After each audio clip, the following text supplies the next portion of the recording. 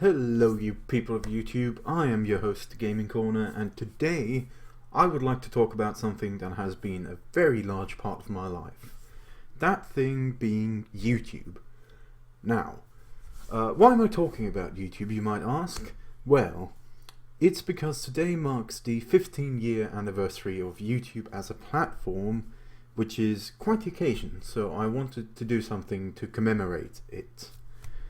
I think this intro has gone on for long enough, so let's begin, well, how fitting, at the beginning. I want to clear up something first.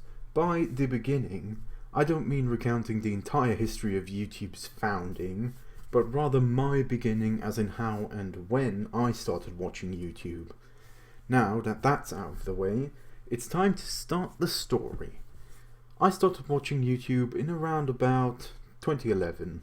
Back then, YouTube was a lot smaller than it is today, but it was by no means a small platform anymore. I still had plenty of content to watch, obviously. The first YouTuber I actively followed was in fact Nerdcubed, and I'm pretty sure most of you have heard of him.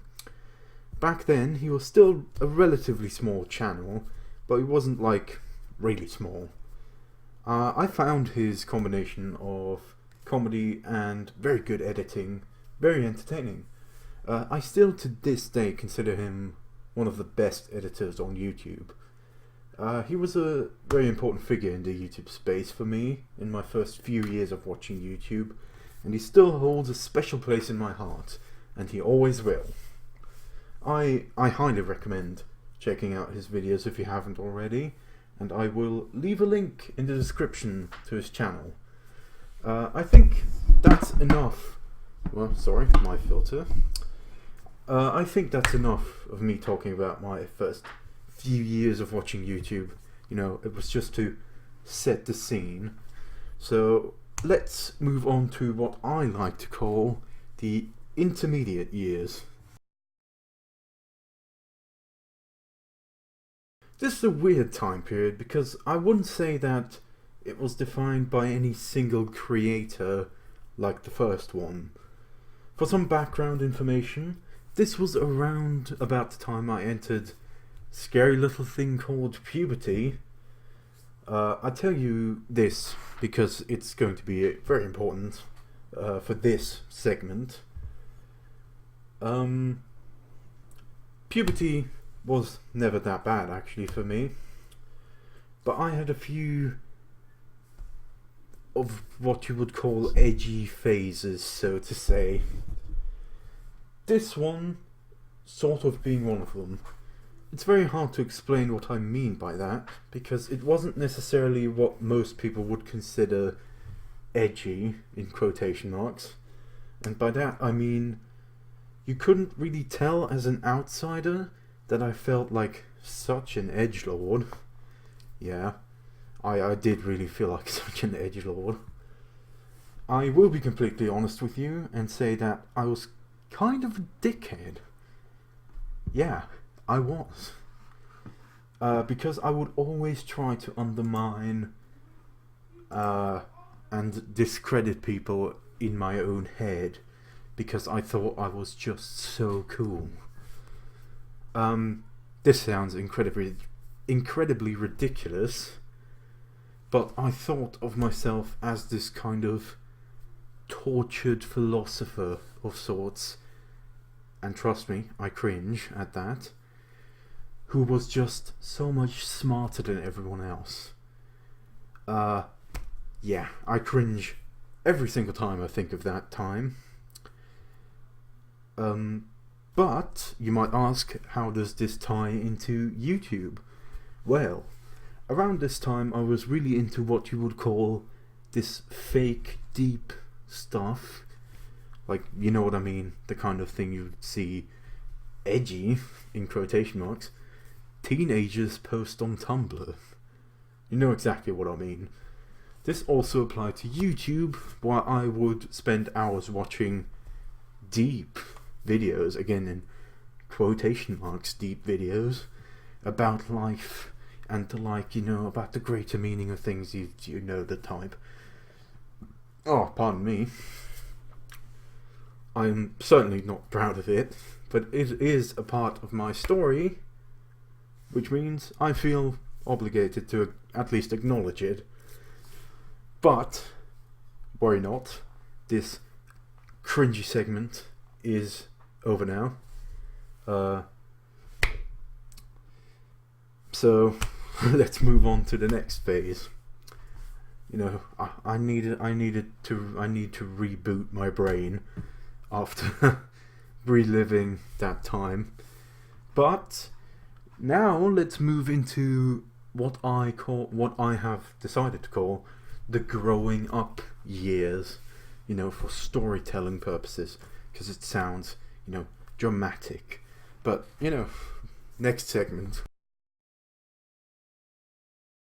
As stated in the title of this segment, these were the years I grew into the person I am today, which I believe is at least an improvement to the last segment. I started to seek out more positive content of sorts, less of the fake deep shit, and more just fun stuff, you know, just funny videos, you know. I like having fun, you know. Fun isn't bad, fun is good. You know, back then I was like, oh no, I need to be constantly this deep thinker, which I wasn't even, but you know, I thought I was like this. I thought I was like the second coming of Aristotle or the sorts. But yeah, this shift is perfectly reflected in the YouTuber I discovered and started to watch very actively during this time. That YouTuber being Jacksepticeye. Pretty sure you've never heard of him. No. I'm pretty sure you've all heard of him. But if you haven't, then his link is in the description. And please check him out.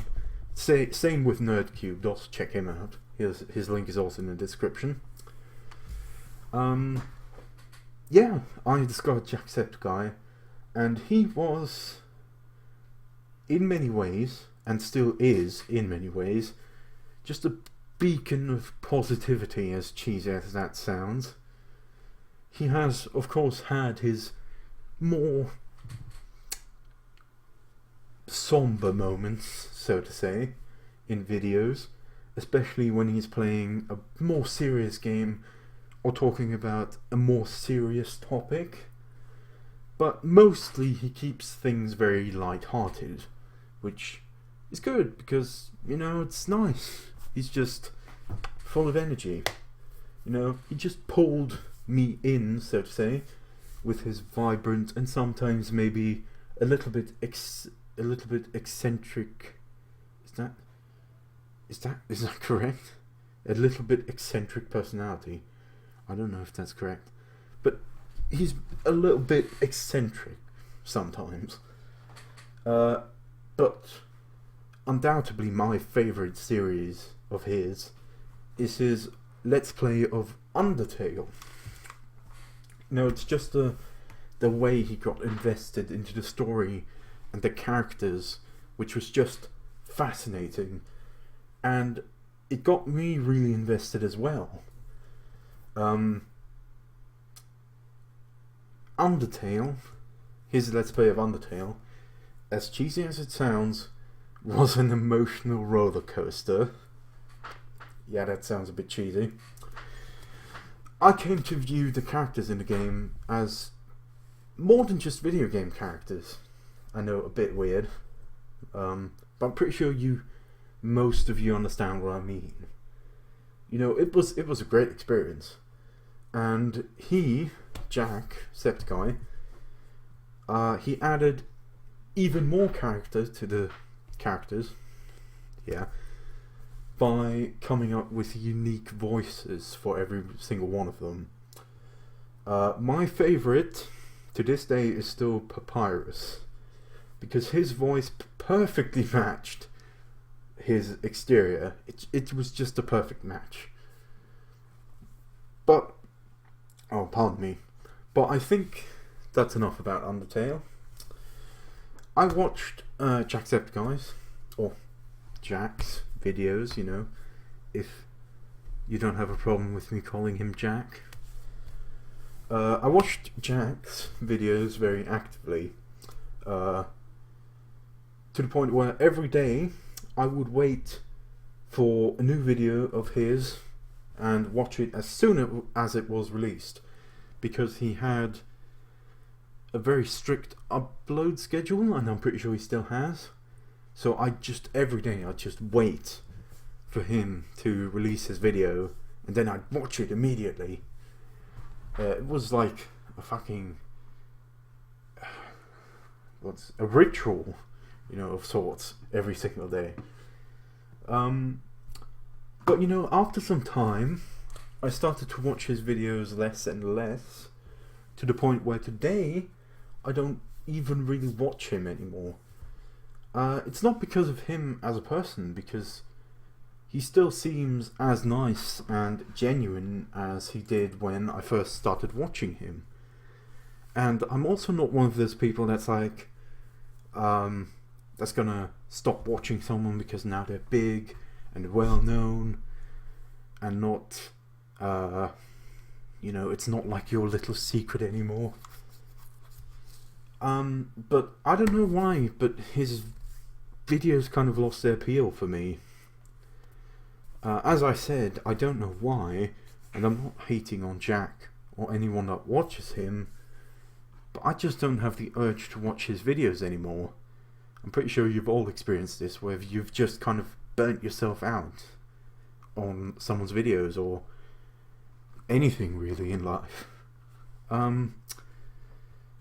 But I've now transitioned into where today I mostly watch whatever looks interesting. I just scroll through YouTube recommended, and just, if I see a video that's interesting, click it, watch it, move on.